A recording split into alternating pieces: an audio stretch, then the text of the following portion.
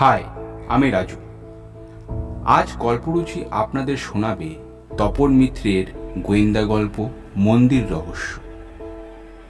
গল্প শুরু করার আগে একটা নিবেদন, গল্পরুচির আজকের গল্প আপনাদের ভালো লাগে তাহলে একটা সাবস্ক্রাইব, কমেন্ট এবং শেয়ার করে দেবেন কাইন্ডলি।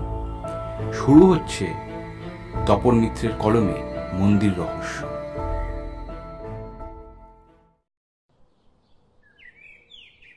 জয়, হলদিয়াতে তোর মামা থাকেন না?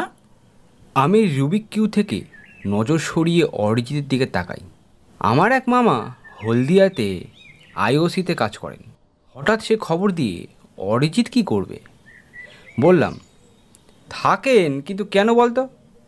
অরিজিৎ খবরের কাগজ পড়ছিল। কাগজটা আমার দিকে এগিয়ে দেয়। নিচের দিকের বাক্সের মধ্যেকার খবরটা পড়ে দেখ। খবরটা পড়ি। মন্দিরে দেবতার আবির্ভাব।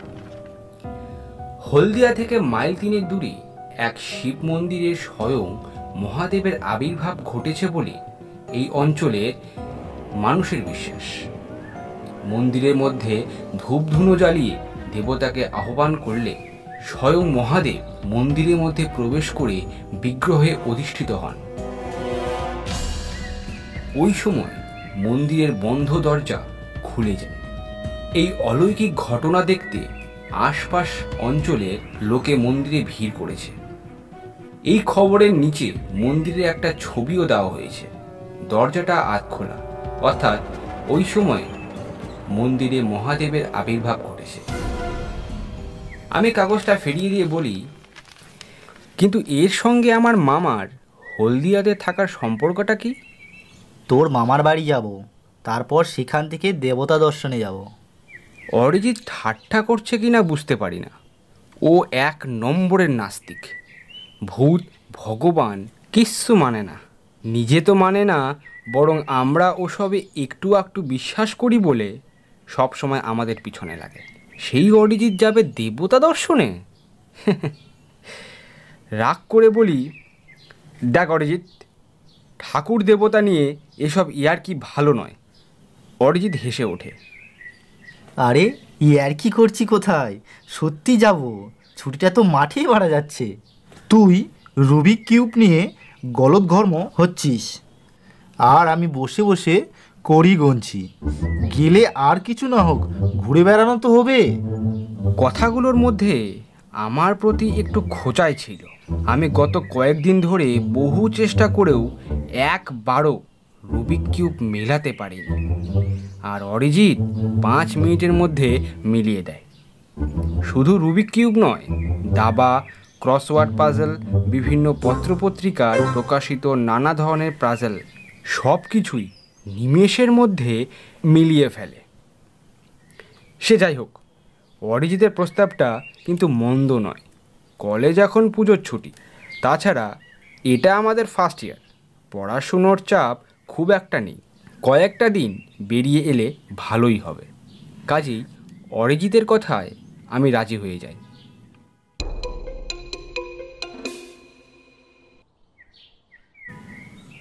দিন কয়েক পর এক রবিবারে বেরিয়ে পড়ি দুজনে।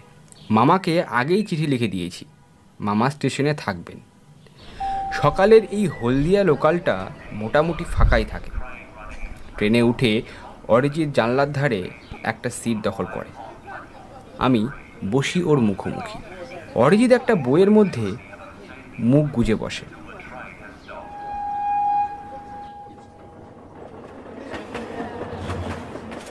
ট্রেন ছাড়ার পর কিছুক্ষণ জানলা দিয়ে বাইরের দৃশ্য দেখি, কিন্তু এইভাবে চুপ থাকা যায় কতক্ষণ?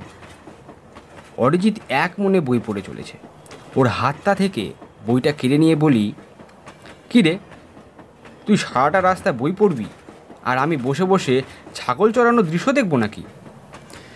শিখে রাখ, পরে কাজে লাগবে। ততক্ষণাৎ অরিজিতের জবাব নেই।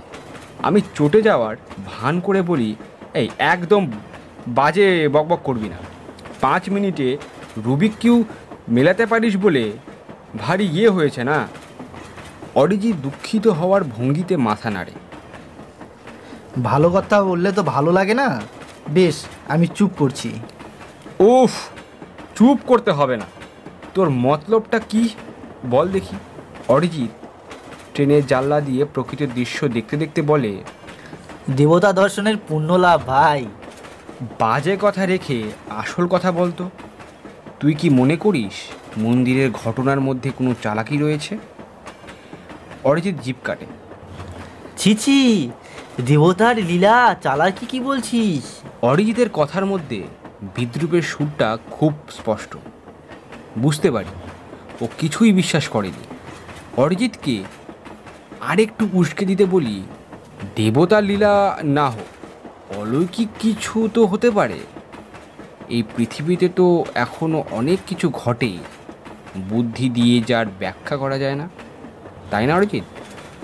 অরিজিৎ হঠাৎ সোজাসুজি আমার দিকে তাকিয়ে বলে, দেখ জয়, ধর্ম, ঈশ্বর এসব সত্যি কি মিথ্যা সে প্রশ্নে যাচ্ছি না। তবে আমার বিশ্বাস মন্দিরটা বন্ধ করে রাখা দরজাটা নিজে থেকে খুলে যাওয়া, সেটাকে মহাদেবের আবির্ভাবের প্রমাণ বলে বোঝানো হয়। তা আসলে একটা চালাকি। তোর এই ধারণার কারণ কি? গোটা ব্যাপারটা আমি বুঝতে চেষ্টা করি। জয়, খবরের কাগজের মন্দিরটার যে ছবিটা বেরিয়েছিল সেটা ভালো করে দেখেছিস? হ্যাঁ, কিন্তু কেন বলতো? অস্বাভাবিক কিছু মনে হয়নি তোর? মন্দিরের ছবিটা মনে করতে চেষ্টা করি। একটা সাধারণ মন্দির, দরজাটা আধখোলা, অস্বাভাবিক কিছুই মনে পড়ল না। কই না তো। অরিজিৎ বইটা আবার টেনে নিয়ে বলে, জয়, তুই ছাগল চড়ানোই দেখ।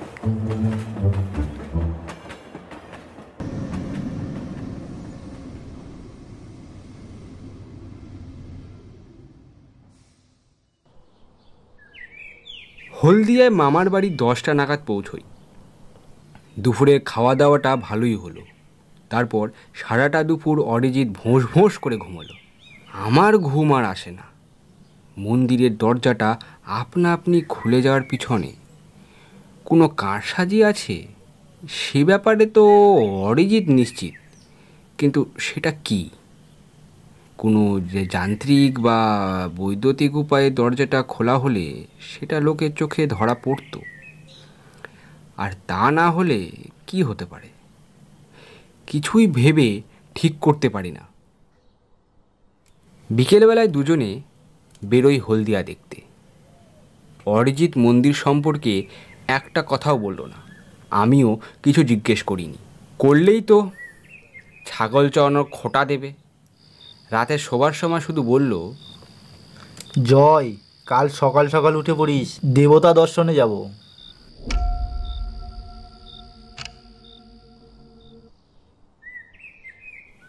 পরের দিন ভোরবেলায় মন্দির দেখতে দুজনে বেরিয়ে পড়ি।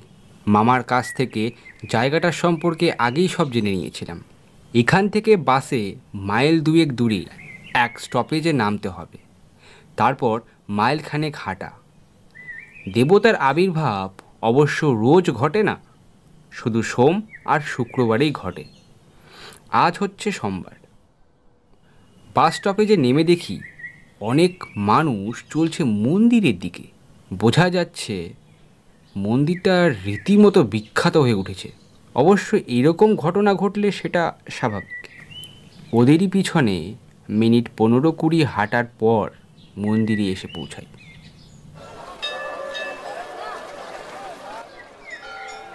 মন্দিরটা ভালো করে দেখি, কিন্তু এর মধ্যে কোনো অস্বাভাবিকতা চোখে পড়ল না। মন্দিরটা আকারে খুব ছোট। মূল মন্দিরের সামনে একটা টালির চালওয়ালা বিশাল চাতাল। সেখানে তখন অসংখ্য মানুষ। মন্দিরের ভেতরে তখন মহাদেবকে আহ্বান করার আয়োজন চলছে। পুরোহিত এবং তার এক সহকারী ধূপ ধুনো জ্বালাবার ব্যবস্থা করছেন। অরিজিৎ মন্দিরটার কাছে গিয়ে ভালো করে দেখল, তারপর ফিরে এসে চাতালটার এক কোণে দাঁড়ালো। আমি জিজ্ঞেস করি, কিরে কিছু বুঝলি? অরিজিৎ টালির চালের দিকে তাকিয়ে বলে, বুঝেছি, তবে অল্প। কিছুক্ষণ পরে মন্দিরের ভিতরে কাজকর্ম সেরে পুরোহিত বাইরে এলেন। তার সহকারী আস্তে করে মন্দিরের দরজাটা বন্ধ করে দিলেন। পুরোহিত দরজাটার ঠিক সামনে পদ্মাসনে বসে মন্ত্রপাঠ শুরু করলেন। অদ্ভুত সুন্দর গলা আর উচ্চারণ ভঙ্গি ভদ্রলোকের। নিজের অজান্তেই কখন যেন আমার দুটো হাত জড়ো করে বুকের কাছে এনে ধরেছিলাম। হঠাৎ ঢাক, কাঁসার, ঘণ্টার শব্দে আর সহস্র লোকের জয়ধ্বনিতে চমকে উঠি। দেখি মন্দিরের দরজাটা একটু একটু করে যেন খুলে যাচ্ছে, কিন্তু মন্দিরের ভেতরটা তখনও ধূপধুনোর ধোঁয়ায় আচ্ছন্ন। আস্তে আস্তে সেই ধোঁয়ার মধ্য থেকে বিগ্রহ মূর্তি আবার স্পষ্ট হয়ে ওঠে। অরিজিৎকে জিজ্ঞেস করি, দেখলি তো সব কিছু, এখন কি করবি বল?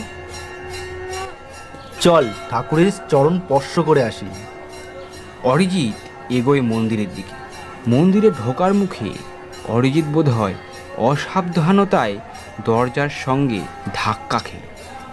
একটু দেখে শুনে আসতে পারেন না মশাই? পুরোহিতের সহকারী যেন ধমকে ওঠে। অরিজিৎ লজ্জায় যেন নুড়িয়ে পড়ে। কিছু মনে করবেন না, ঠিক দেখতে পাইনি। মন্দিরে ঢুকে অরিজিৎ চকিতে মন্দিরের ভেতরটা সন্ধানী দৃষ্টিতে দেখে নিল। আমি মনে মনে একচোট হেসেই নি। আরে বাবা, 5 মিনিটের রুবিক কিউ মেলাতে পারিস বলে সমস্ত কিছু তুড়ি মেরে উড়িয়ে দেওয়া যায়?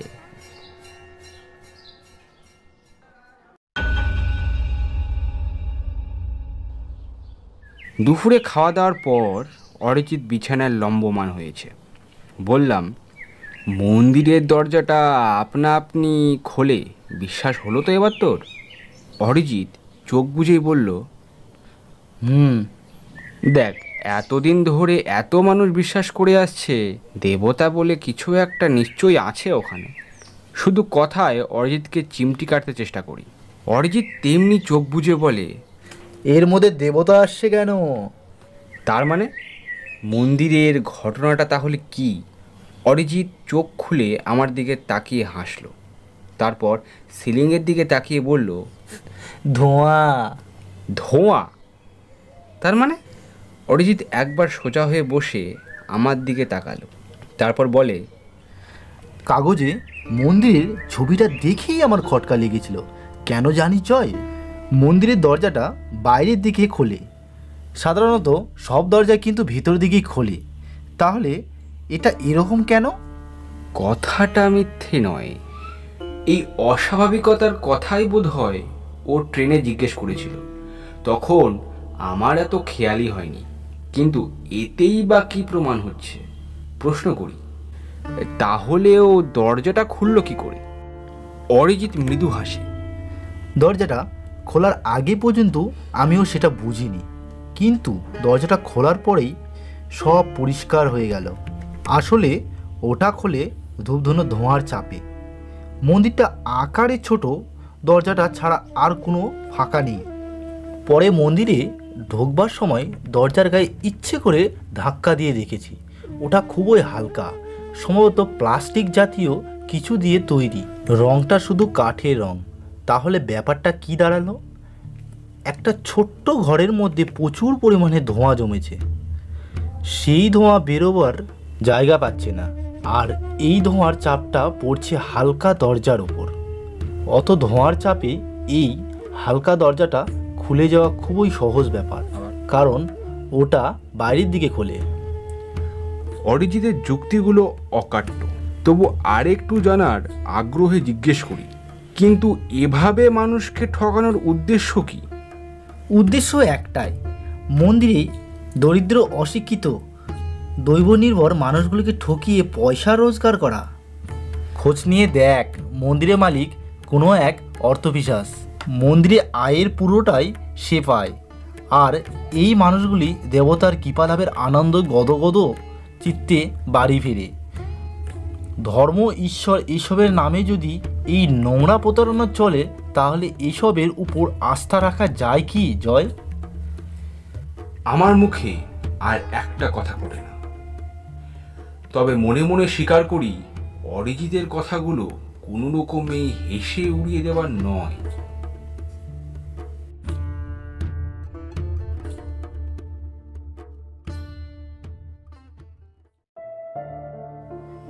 গল্প শুনতে ভালো লেগে থাকলে প্লিজ একটা লাইক করে দেবেন।